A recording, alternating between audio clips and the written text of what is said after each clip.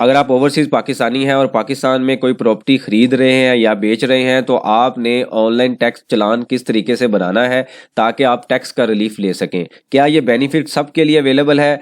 क्या filer, non filer और late filer सबके लिए रेट सेम है? आज के छोटे से टॉपिक के अंदर हम इसको स्टडी करते हैं। आप देखें प्रैक्टिकल लर्निंग है, उसमें हूँ फ़हीम महबूब।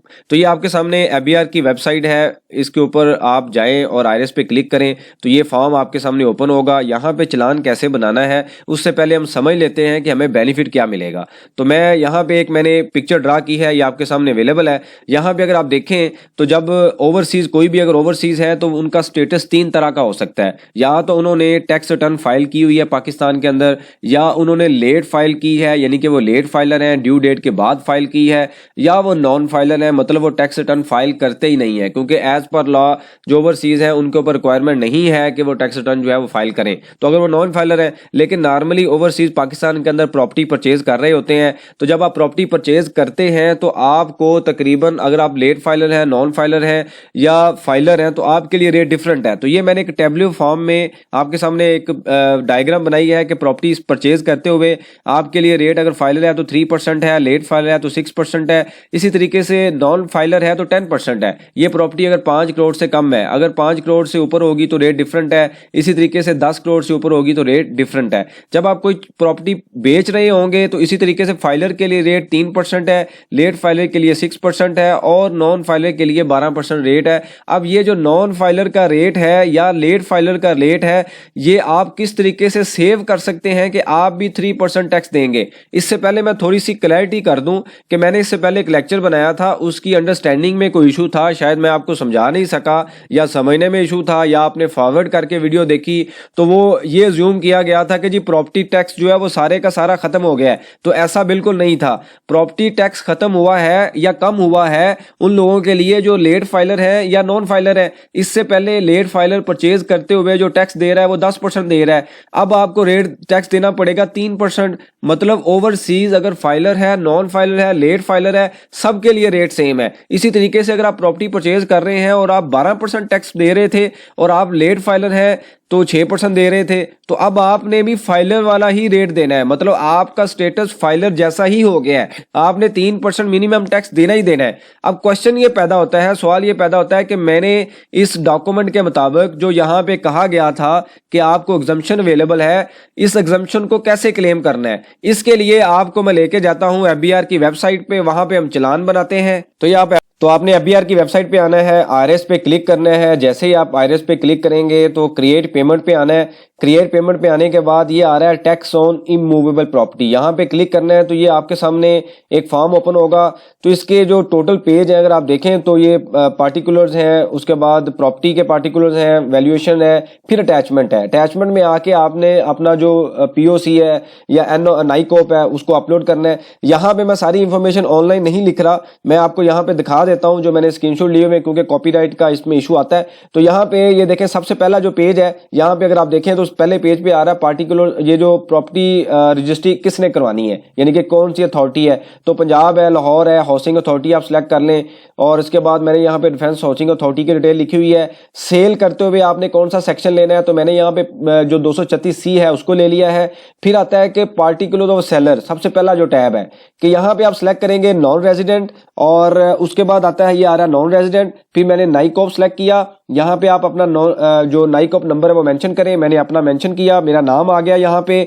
और उसके बाद अगर आप ये करने के बाद आपने नेक्स्ट पे क्लिक कर देना है। और नेक्स्ट पे जब आप क्लिक करेंगे तो यहाँ पे आपको इस टैब में ले आएगा, ये जो दूसरा टैब है पार्टिकुलर ऑफ बायर वाला। तो यहाँ पे आके आपने लिखना है कि कौन सेल कर रहा है। तो ये लिखने के बाद आपने ऐड पे क्लिक कर देना। ये जो ऐड आ रहा है तो नीचे आपकी डिटेल आएगी, ये उनका आईडी कार्ड नंबर होगा, ये उनका नाम होगा। और इसी को करने के बाद आपने क्या किया, नेक्स्ट कर दिया। यहाँ पे मैंने ये सिलेक्ट किया है कि ये रेजिडेंट है, मतलब सेल करने वाला नॉन रेजिडेंट है, परचेज करने वाला जो है वो रेजिडेंट है, रेजिडेंट था। अब आता है पॉइंट के जो अगला जो नेक्स्ट पेज आएगा वहां पे वो कहता है जी प्रॉपर्टी की पार्टिकुलर प्रॉपर्टी लिखें। तो मैंने ये लिखा कि 5 मरले है और इसका जो प्लॉट है ये वाला, और ये सब कुछ करने के बाद यहाँ पे हमने लिख दिया कि कौन सी अथॉरिटी का है, कहाँ से सेल कर रहे हैं। ये करने के बाद आपने वैल्यूएशन पे आना है। जब वैल्यूएशन पे आप आएंगे तो वो ये कहता है जी रेट क्या है।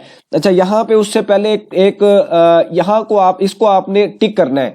इस पे अगर आप आएंगे, डिटेल लिखेंगे तो सारी डिटेल लिखने के बाद ना यहाँ पे जैसे ही आप मेंशन करेंगे तो ये अनटिक होगा। आपने इसको ऊपर क्लिक कर देना है, ये जो टिक कर देना है इसको, ताकि जो डिटेल यहाँ पे मैंने लिखी है इसको आपने हाईलाइट कर देना है इसको। ठीक है, जैसे आप हाईलाइट करेंगे तो वो ये डिटेल आपके पास आएगी कि जी ये जो है I am eligible for 100 AC क्या जो ऊपर हमने डॉक्यूमेंट देखा है, इस डॉक्यूमेंट के मुताबिक आपने उसका क्लेम लेना है। वो यहाँ पे मैंने सिलेक्ट किया हुआ, ये सेक्शन का रेफरेंस है। और जैसे ही आप ये करेंगे, जैसे ही आप ये लिखेंगे तो आपको ले आएगा अटैचमेंट में। तो यहाँ पे आपने अपना POC या जो नाइकोप है उसको अटैच कर देना है। उसको अटैच करने के बाद आप उसको ऊपर, ये ऊपर आ रहा है सबमिट। जब आप सबमिट कर देंगे तो आपके सामने एक PSID क्रिएट हो जाएगा। वो जो PSID क्रिएट होगा वो इस तरीके से आएगा। इसमें बड़ा इंपॉर्टेंट एक लिखा हुआ है कि this provisionally PSID and can be paid after due approval from the authorise officer. जैसे हमने डिस्कस किया था कि ऊपर जो डॉक्यूमेंट इशू किया गया है, इस डॉक्यूमेंट में ये बताया गया है कि जो कमिश्नर है, ये जो अब आप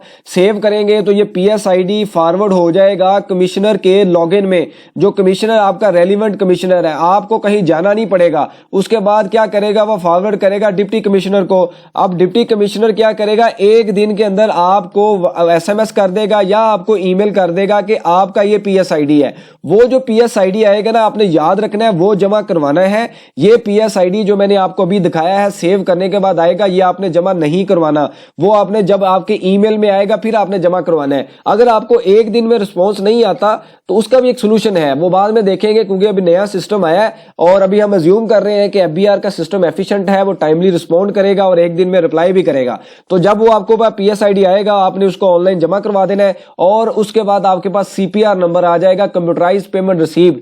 यानी कि पहले PSID है, PSID ऐसे ही है जैसे आपको चलान कहा जाता है इसको, और ये पैसे जब जमा होंगे तो CPR आएगा, इसको हम कहते हैं कंप्यूटराइज पेमेंट रिसीव्ड। तो ये आप अटैच करेंगे रजिस्ट्री के साथ या ट्रांसफर लेटर के साथ, और उसके बाद क्या करेंगे, उसको सबमिट कर देंगे और आपकी जो प्रॉपर्टी है वो ट्रांसफर हो जाएगी। मैं दोबारा यहाँ पे थोड़ा सा रिपीट कर देता हूँ कि जैसे हमने पहले एक लेक्चर में देखा, जो कंफ्यूजन क्रिएट हुई कि भाई जो प्रॉपर्टी टैक्स है सबके लिए उसकी एग्जम्पशन मिल गई है, ऐसा बिल्कुल नहीं है। समझने में या समझाने में कोई इशू आया है, जो फाइलर है, नॉन फाइलर है, लेट फाइलर है, सबके लिए रेट सेम है।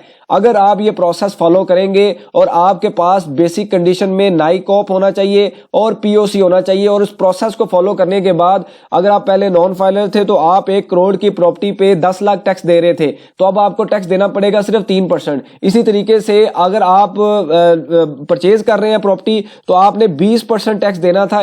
5 करोड़, अगर 10 करोड़ से ऊपर की प्रॉपर्टी थी, और अगर 5 करोड़ की प्रॉपर्टी से या इससे कम की वैल्यू है तो परचेज के टाइम पे आप 12 लाख टैक्स दे रहे थे, अब आपको 3% टैक्स देना पड़ेगा। तो ये प्रोसेस फॉलो करने के बाद आप टैक्स की सेविंग कर सकते हैं, और इस तरीके से आपको एक दिन में रिस्पॉन्ड आएगा। तो ये एक प्रोसेस है, ये एक डॉक्यूमेंट है, PSID है। मैं दोबारा रिपीट कर रहा हूं कि ये PSID जो आपके पास सामने आ रहा है, ये आपने जमा नहीं करवाना। यहां पे बड़ा स्पेसिफिकली लिखा हुआ है कि ये जमा नहीं करवाना, ये एक टेम्परेरी है, प्रोविजनली हम कह सकते हैं टेम्परेरी है। Upon receiving of authorise request from the concern officer आपने इसको जमा करवाना है। वो आपको बकायदा ईमेल करेंगे। ईमेल कहां पे करेंगे, जो आपका रजिस्टर्ड ईमेल होगा वहीं पे आपको ईमेल रिसीव हो जाएगी, मैसेज रिसीव हो जाएगा। तो ये एक प्रोसेस है, ये आपने फॉलो करना है और इसके मुताबिक आप अपना चलान बना सकते हैं। और अगर आपको कोई इशू आए, कंफ्यूजन आए, तो आप उसका फॉलो भी ले सकते हैं। जो आपका कंसर्न ऑफिस है वहां पे आप उसका फॉलो ले सकते हैं कि भाई ये जो हमारा जो है PSID जनरेट हुआ है, आप इसको देखें क्यों आप प्रूव नहीं कर रहे। एक दिन के अंदर इस डॉक्यूमेंट के मुताबिक उन्होंने रिप्लाई करना है। तो मैं दोबारा इसको कंक्लूड करता हूं इस लेक्चर को कि filer, non filer, late filer सबके लिए, ओवरसीज के लिए रेट सेम है, लेकिन आपने कुछ कंडीशंस को फॉलो करना है। वो कंडीशंस कौन सी हैं वो भी हमने डिस्कस कर ली है। इस प्रोसेस को फॉलो करने के बाद अब आपके टैक्स रेट में अच्छी खासी रिलीफ है। अगर 5 करोड़ से ऊपर, 10 करोड़ से ऊपर प्रॉपर्टी है तो आपने 20 लाख रुपया 20% टैक्स देना था, अब आप 17% सेविंग करेंगे और 3% टैक्स देंगे। इसी तरीके से अगर परचेज कर रहे हैं तो आपने, सेल कर रहे हैं तो आपने 10% टैक्स देना था, अब आपको 3% टैक्स देना पड़ेगा। इस प्रोसेस को फॉलो करें, इंशाल्लाह आपकी सेविंग होगी। आपके पास कुछ सजेशन हो, क्वेश्चन हो, आप मेंशन कीजिए, इसके ऊपर हम डिस्कशन करेंगे ताकि जो लर्निंग का प्रोसेस है कंटिन्यू रहे। बहुत शुक्रिया, जज़ाकल्लाह।